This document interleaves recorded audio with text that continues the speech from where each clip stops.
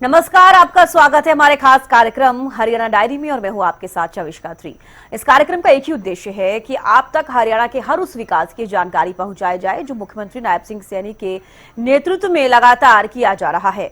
तो बने रहिए हमारे साथ और देखते रहिए हमारा खास कार्यक्रम हरियाणा डायरी।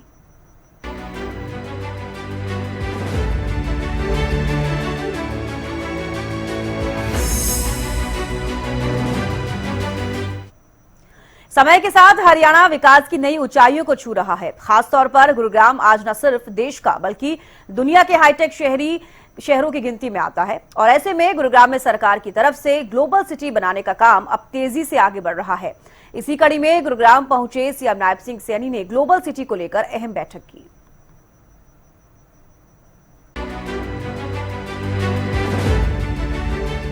हरियाणा में विकास की रफ्तार 3 गुनी तेजी के साथ आगे बढ़ रही है। पिछले 10 से 11 सालों में चाहे वो शहर हो या गांव, इनकी तस्वीर बदलने का काम सरकार ने किया है। हरियाणा की आर्थिक राजधानी कही जाने वाली साइबर सिटी देश ही नहीं आज दुनिया के सबसे तेजी से विकसित होने वाले शहरों में गिनी जाती है। हाईटेक टेक्नोलॉजी के साथ गुरुग्राम और ज्यादा समय के साथ साथ हाई फाई हो रहा है। इसी कड़ी में मुख्यमंत्री नायब सिंह सैनी ने द्वारका एक्सप्रेसवे के किनारे बसाई जा रही ग्लोबल सिटी का दौरा किया।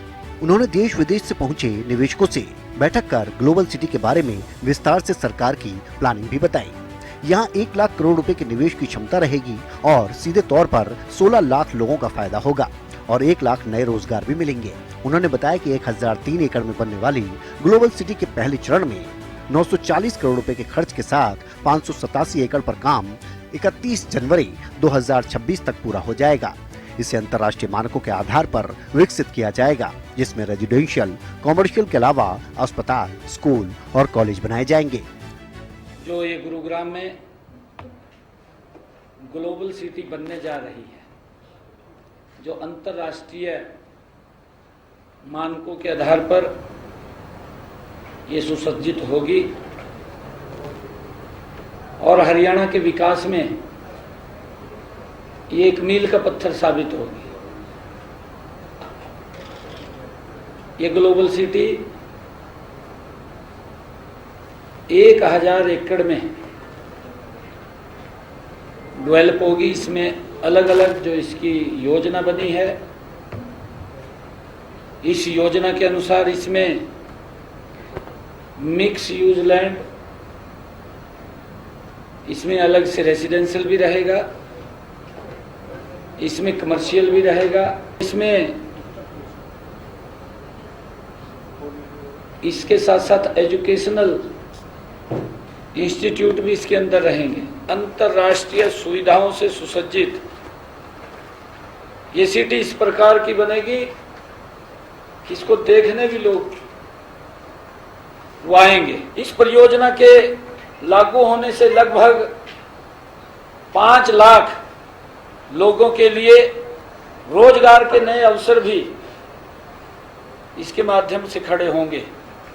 सिटी में जो पानी की आपूर्ति को सुनिश्चित करने के लिए 18 एकड़ में एक 350 मिलियन लीटर क्षमता का मास बैलेंसिंग रिजर्वायर बनाया जाएगा। ग्लोबल सिटी में 125 एकड़ का एक बड़ा ग्रीन एरिया विकसित किया जाएगा। इसे इतना ग्रीन बनाया जाएगा कि गुरुग्राम और यहाँ के तापमान में भी फर्क महसूस किया जा सकेगा। मुख्यमंत्री ने बताया कि पेयजल के लिए 18 एकड़ में 300 मिलियन लीटर का प्लांट बनाया जाएगा। यहाँ पर लोगों के लिए पेयजल का 7 दिन का बैकअप होगा। इससे इमरजेंसी के समय लोगों को पानी की दिक्कत नहीं होगी। ग्लोबल सिटी ये न केवल हरियाणा की बल्कि देश की भी पहली हाईटेक सिटी होगी, जिसमें सबसे बड़ा भूखंड 86 एकड़ का है।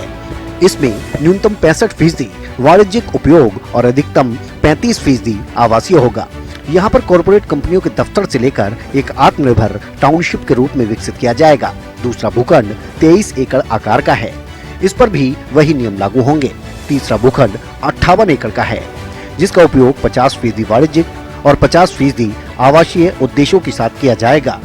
चौथा भूखंड 4.84 एकड़ पर संस्थागत स्कूलों के लिए है। इसकी नीलामी दिसंबर में होगी। इसके अलावा 500 गज से लेकर 3000 गज तक के रिहायशी और कॉमर्शियल प्लॉट साइज होंगे। जिनकी HSIIDC वर्ल्ड वाइड ऑक्शन होगी और देश विदेश से कोई भी व्यक्ति, कंपनी या संस्था प्लॉट खरीद सकती है। HSIIDC के अधिकारियों का कहना है कि यहाँ पर जो विश्वविद्यालय उपलब्ध कराया जाएगा वो ऑफिशियल इंटेलिजेंस यानी AI पर आधारित होगी। अधिकारियों के मुताबिक दुबई और सिंगापुर की तर्ज पर ग्लोबल सिटी का निर्माण किया जा रहा है। इस शहर में बसने वाले लोगों को अंदर ही स्वास्थ्य, शिक्षा और अन्य प्रकार की सुविधाएं उपलब्ध की जाएंगी। उनको किसी भी प्रकार की सुविधा का फायदा लेने के लिए शहर से बाहर नहीं जाना होगा। HSIIDC की निगरानी में ग्लोबल सिटी का काम चल रहा है। इस दौरान ग्लोबल सिटी में निवेशकों के बेहतर माहौल के लिए सरकार की ओर से सुझाव भी मांगे गए हैं। कुल मिलाकर ग्लोबल सिटी के निर्माण के साथ ही गुरुग्राम पूरी दुनिया में एक अलग पहचान बना लेगा। मुख्यमंत्री नायब सिंह सैनी के कुशल नेतृत्व में हरियाणा प्रदेश लगातार विकास की ओर अग्रसर है। ऐसे में हरियाणा का हर वर्ग सरकार के कार्यों से काफी संतुष्ट नजर आ रहा है, क्योंकि हरियाणा सरकार का एक ही मकसद है कि प्रदेश के अंतिम व्यक्ति का विकास किया जा सके। फिलहाल हमारे खास कार्यक्रम हरियाणा डायरी में आज के लिए बस इतना ही। आप देखते रहिए हरियाणा न्यूज।